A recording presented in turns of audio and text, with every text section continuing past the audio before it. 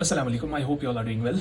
तो अभी तक आपके क्लास 10th के बच्चों के सभी पेपर्स हो गए हैं, एक के बगैर, वो है आपका लास्ट का पेपर साइंस का। एंड आई होप कि आप इस वीडियो को अच्छे से एंड तक देखेंगे, बिकॉज अगर आप ये वीडियो देख रहे हो अच्छे से एंड जो भी मैं आपको इस वीडियो में बताने वाला हूँ, आपको इसके बगैर कोई भी वीडियो देखने की जरूरत नहीं है। ऐसे ही जैसे मैं आपको बताऊं, अगर आप ऐसा कुछ करते हो, आपका साइंस में आराम से 80 आउट ऑफ 80 आ सकता है, ठीक है। लेकिन क्या करना है, एंड तक वीडियो को देखना है, बस दैट्स इट। पहली अगर हम बात करें, देखो आपका अब लास्ट का पेपर है, तो इसमें अपना दिलो जान लगा, आपको 24 घंटे पढ़ना पड़े। अब लास्ट का पेपर है, इसके लिए तो इतना कर सकते हो यार, और वो भी साइंस का पेपर है। तो पहले मैं आपको थोड़ा सा पैटर्न समझा देता हूँ कि आपका पैटर्न कैसा होगा वहां पे जब आप एग्जामिनेशन देने जाओगे। उसके बाद हम अपनी इंपॉर्टेंट चीज पे बात करेंगे कि आपको कैसे पढ़ना है, क्या क्या पढ़ना है और कहाँ से पढ़ना है, ठीक है। तो पहली अगर हम बात करें, देखो आपके पास 4 दिन बचते हैं। अगर हम आज से बात करें तो 28, 29, 30, 31, राइट। और फर्स्ट को आपका पेपर है, राइट। इन 4 दिन को हम ऐसे यूटिलाइज करेंगे, आपको ऐसा लगेगा कि इन 4 दिन में इतनी प्रोडक्टिविटी निकाल ली जितनी हमने आज तक पूरे 10th में नहीं निकाली, ठीक है। तो पहले आपके पास 4 दिन बचते हैं, राइट। तो अगर हम बात करें वहां पे जो आपका पैटर्न होगा, आपके साइंस में 3 डिविजन हैं।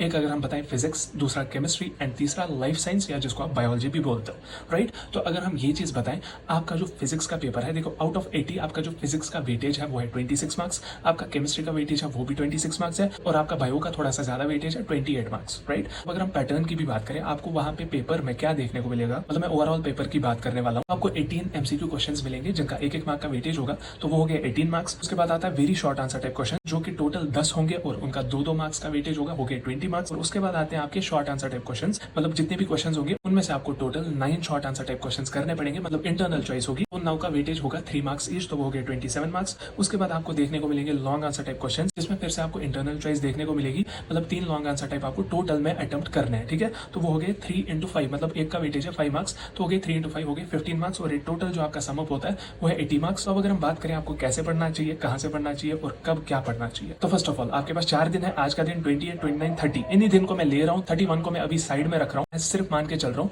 कि आपके पास 3 दिन है अभी। तो 28, 29, 30 आपके पास आज का दिन लेके, मतलब 3 दिन है, और एक जो दिन है 31 वो हम साइड में रख रहे हैं। तो 28, 29, 30 को आपको क्या करना है, देखो ये आपकी प्रेफरेंस है, मैं आपको अपना बता देता हूँ, ठीक है। फिर आप उसको शफल भी कर सकते हो, ठीक है। तो आज के दिन आपको क्या करना है, आपको फिजिक्स पढ़ना है। कल के दिन आपको क्या करना है, आपको केमिस्ट्री पढ़ना है। और 30 मार्च को आपको क्या करना है, आपको बायो पढ़ना है। अब कोई बच्चा ऐसा भी कर सकता है, वो आज बायो पढ़ सकता है, कल केमिस्ट्री फिर फिजिक्स, या आज वो केमिस्ट्री पढ़ेगा, कल बायो फिर फिजिक्स, कोई सी भी कॉम्बिनेशन वो बना सकता है। लेकिन पढ़ने तो तीनों के तीनों है, मतलब इन दिनों एक एक करके आपको तीनों के तीनों पढ़ दें। तो अब अगर हम बात बताएं, अगर आप फॉर एग्जाम्पल मैं मान के चल रहा हूँ, अगर आप आज फिजिक्स पढ़ते हो तो ठीक है, तो आज आपको फिजिक्स ऐसे पढ़नी है कि आपको पहले हाई वेटेज चैप्टर्स उठाने हैं। तो हाई वेटेज चैप्टर्स में मैं आपको लिस्ट भी दे देता हूँ, आप लिख सकते हैं। तो पहली जो है आपका लाइट, मतलब रिफ्लेक्शन एंड रिफ्रैक्शन, उसके 8 मार्क्स है, ठीक है। ये आपका हाई वेटेज चैप्टर आता है, मैं आपको नंबरिंग वाइज बता रहा हूँ। तो पहले नंबर पे आता है आपका लाइट, तो उसका पहले कवर करने की कोशिश करेंगे। उसके बाद आता है मैग्नेटिक इफेक्ट्स ऑफ करंट, जिसका वेटेज है 7 मार्क्स। उसके बाद आपका जो चैप्टर है वो है इलेक्ट्रिसिटी, मतलब हो गए 6 मार्क्स। एंड उसके बाद आता है ह्यूमन आई, हो गए 5 मार्क्स। यहाँ पे अगर मैं बताऊं,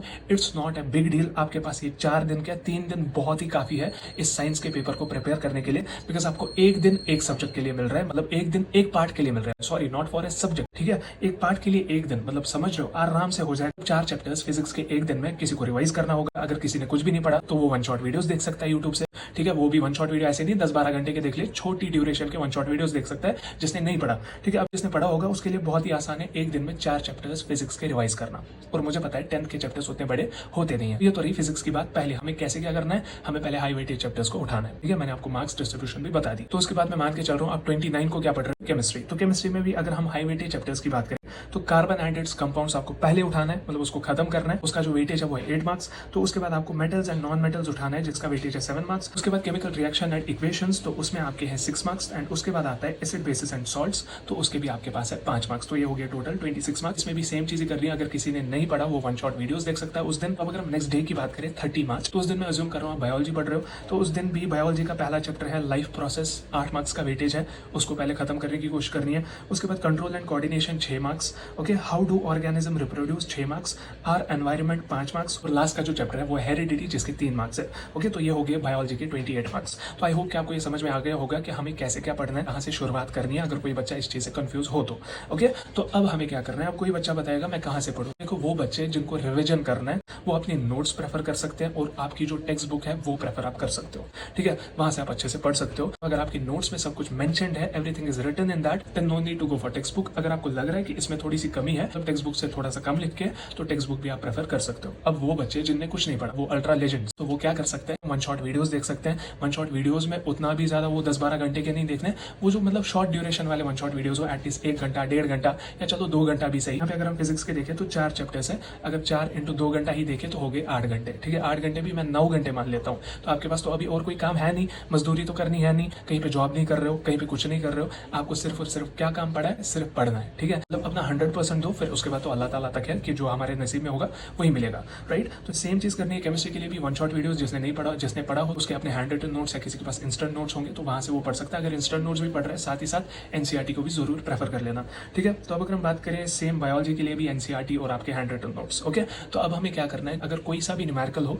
सिर्फ और सिर्फ एनसीईआरटी के न्यूमेरिकल करने हैं, जो भी एनसीईआरटी में एग्जांपल्स दी हो, एनसीईआरटी में पीछे एक्सरसाइज दी हो, वहां पे अगर कोई सा भी न्यूमेरिकल है उन सबको प्रैक्टिस करनी है। और मेन जो इंपॉर्टेंट चीज है वो है डायग्राम्स। डायग्राम्स को इतनी प्रैक्टिस करनी है, जैसे आप क्वेश्चन में ये देखो ना कि इस चीज में डायग्राम बनानी है, डायग्राम ऐसी होनी चाहिए, उसमें हर एक पार्ट का नाम होना चाहिए, वो भी एक्यूरेट, और वो दुल्हन जैसी सजी होनी चाहिए वो डायग्राम, ठीक है। तो ये चीजें करनी है, डायग्राम अच्छे से होनी चाहिए, बिकॉज अगर कोई क्वेश्चन ऐसा भी होता है जिसमें डायग्राम बनानी है, वहां पे जो पेपर चेक करने वाला हो वो आपके डायग्राम पे ज्यादा फोकस करेगा एज कम्पेयर टू जो आपने थ्योरी लिखी होगी, ठीक है। और एक चीज साइंस में मैटर जो करता है सबसे ज्यादा वो है कीवर्ड्स। अगर आपको कोई सा भी क्वेश्चन पूछे, फॉर एग्जाम्पल डाइजेशन के रिलेटेड पूछे, तो उनमें जो भी इंपॉर्टेंट चीज है ना, मतलब कीवर्ड्स है ना, वो जैसे आप लिख रहे हो ना अपने आंसर स्क्रिप्ट में, तो उसको साथ ही साथ अंडरलाइन करो, हाईलाइट नहीं करना। कोई फिर वो हाईलाइटर लेके बैठ जाता है, वो पूरे पेपर को वो एशियन पेंट कर देता है, वैसा कुछ नहीं करना है। जो आपके पास पेंसिल हो, पेन हो, तो उससे थोड़ा सा वो अंडरलाइन करना है, उसको बीच में नहीं, मतलब नीचे वो अंडरलाइन करना है, ठीक है। और अगर कोई सी भी कटिंग हो, कहीं पे गलत हो जाए, तो उसको भी एक लाइन से कट करना है, वो डिजाइन नहीं करना अब हम सारा का सारा खत्म करके ही रहेंगे, तो ऐसा भी नहीं करना, ठीक है। तो आई होप कि आपको समझ में आ गया होगा कि हमें कैसे क्या करना है। फिर जो आपका एंड का दिन बचता है 31st, उसमें क्या करना है, सिर्फ और सिर्फ रिविजन। वो तो क्विक रिविजन होगा,